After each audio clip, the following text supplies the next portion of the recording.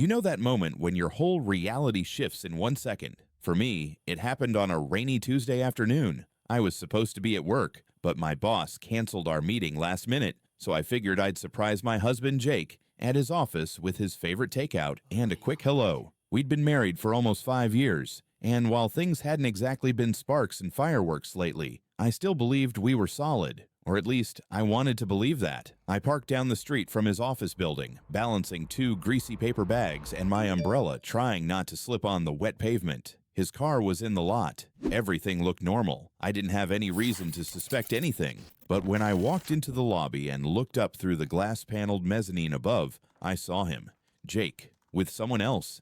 They didn't see me. And thank God for that, because I froze. I stood there like my legs forgot how to work. It was a woman I didn't recognize. Blonde, tall, dressed like she stepped out of a Banana Republic catalog. And she was laughing at something he said before he reached for her waist and kissed her.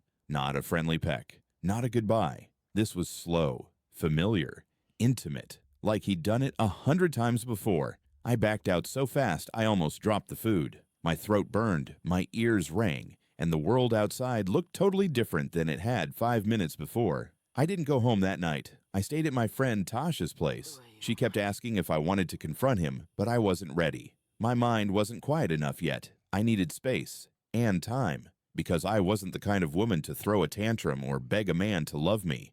No, I wanted him to feel what I felt, and not just for one night. That's when the idea started to take shape, not out of pettiness, out of clarity.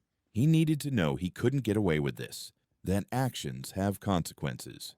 And maybe it's petty to say this, but I already knew the perfect person to help me, his brother, Logan. Logan and I had always gotten along well, maybe too well, according to Jake. There was always this unspoken tension between us, the kind you pretend doesn't exist out of loyalty or decency. But Logan wasn't like Jake. He was kind, observant. He actually listened when people talked, and he remembered the small things. He also hadn't been in a serious relationship in years, and I'd noticed the way he looked at me when he thought no one was watching. 2 days after seeing Jake with that woman, I texted Logan, "Hey, random question. Can I talk to you about something privately?"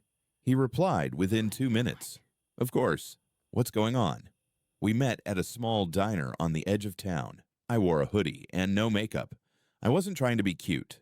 I was just hurt. But Logan didn't look at me like I was broken. He looked at me like I mattered. I told him everything, from the moment I saw them in the lobby to the ache in my chest that wouldn't leave. I watched his face go from shocked to angry to quiet. He didn't interrupt once. Finally, he leaned forward, arms crossed on the table, and asked, "Do you know who she is?" "No," I whispered. "I didn't recognize her." He looked down at his coffee. "I might." "What do you mean?" "I think Jake's been seeing someone from the gym he goes to. A trainer. I saw them together once when I dropped by a few weeks ago. But I didn't say anything because I didn't want to believe he'd do that to you." There it was. Proof. Not just a fluke or a misunderstanding. It was real. I stared out the window, watching the rain hit the glass.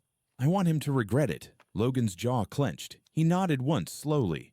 "What are you saying, exactly?" "I want him to know how it feels, to lose something, to see someone he trusts in someone else's arms. And I want it to be real enough that he can't just brush it off." Logan met my eyes.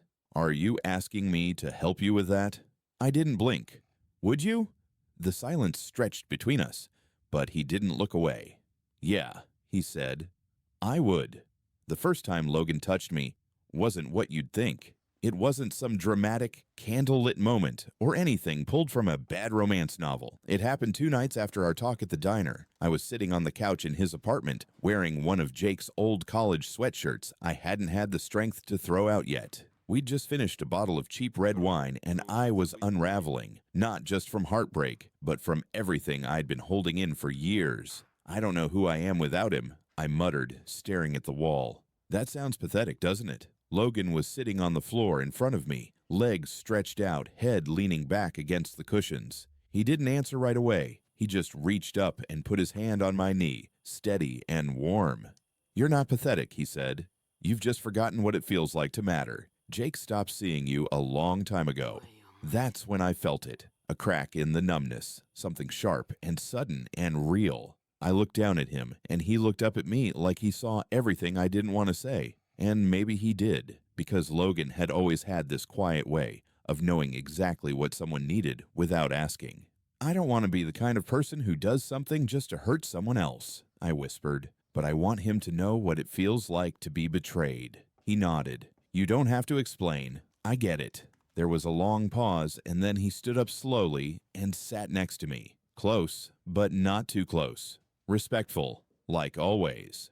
You tell me how far you want to go with this, he said, and I'll follow your lead. That was the first time I realized this whole thing wasn't really about revenge. It was about reclaiming something. Control, dignity, power, even desire. Things I hadn't felt in years.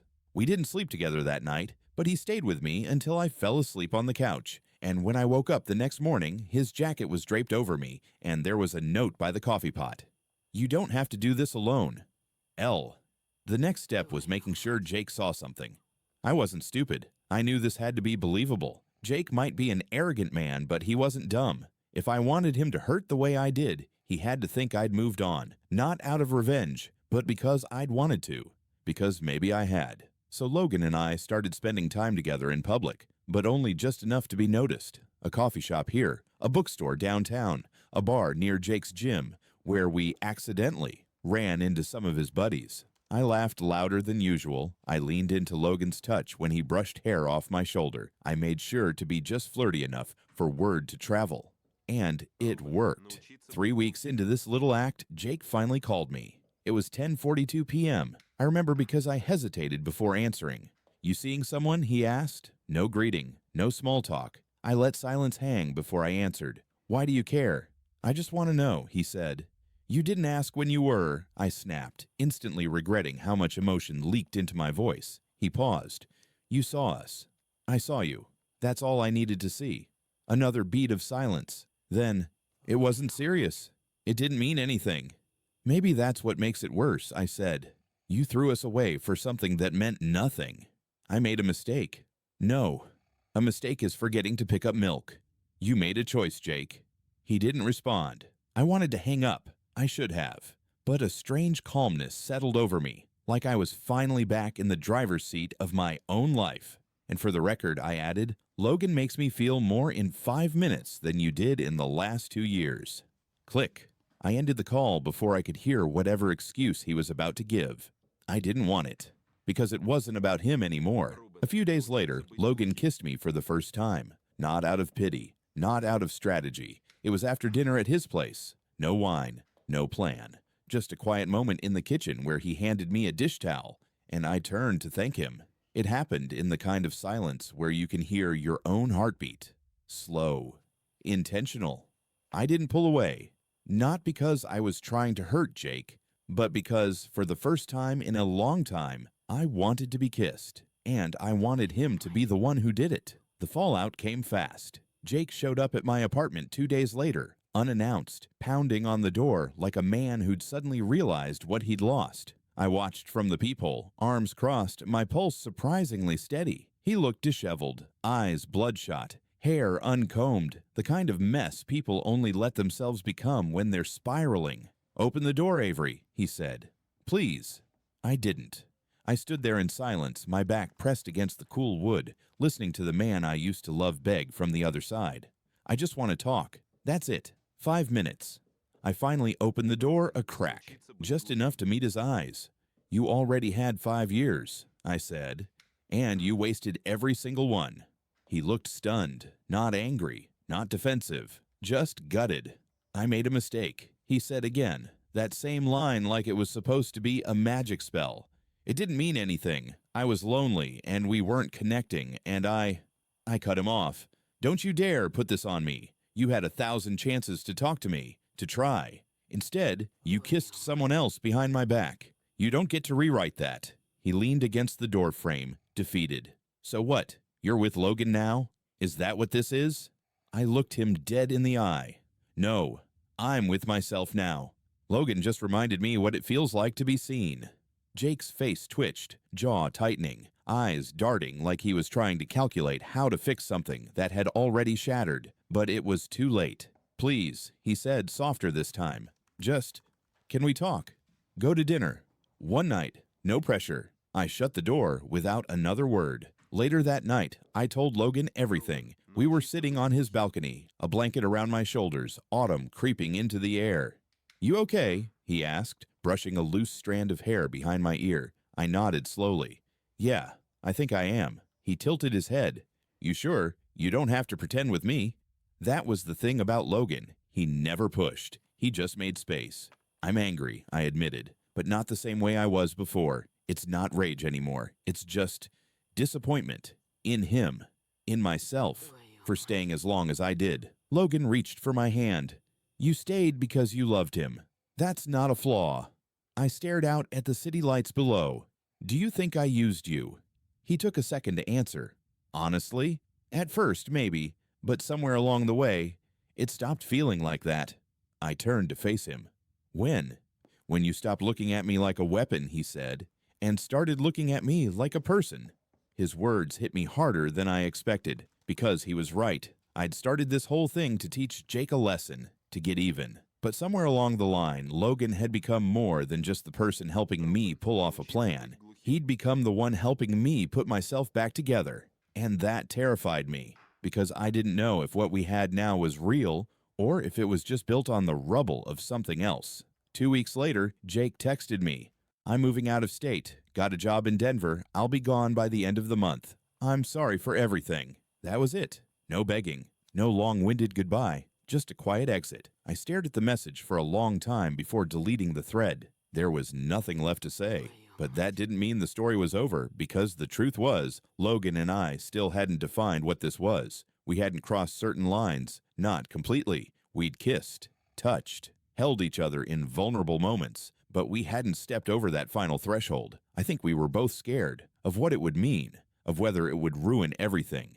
So one night, I asked him, "What are we doing, Logan?" He was standing at the sink, drying dishes. He set the towel down and turned to me slowly. "What do you want us to be doing?" "I don't want this to be something we look back on and regret," I said. "I don't want it to be built on pain."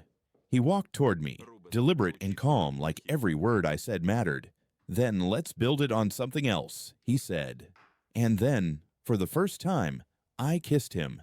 Not out of revenge, not to prove a point, but because it felt like the beginning of something real. There was no dramatic moment where everything clicked. No violins, no grand declarations. It was quieter than that, the kind of peace that creeps in after months of noise. And maybe that's what real love looks like when it comes after the storm. Not a firework, a steady flame. Logan and I took things slow, slower than either of us expected. We stopped talking about Jake entirely. He moved to Denver, like he said, and for the first time in years, my life no longer revolved around waiting for a man to change. But rebuilding myself wasn't romantic. It was messy. There were days I still cried in the shower without knowing why. Nights I lay awake, wondering if Logan saw me as just a rebound, even if he never gave me a reason to think that way. I questioned everything, my worth, my choices, whether I was even capable of loving someone without needing to be saved. One night, I sat on Logan's couch, legs tucked under me, watching him fold laundry. He always did it without being asked, small things, never looking for credit.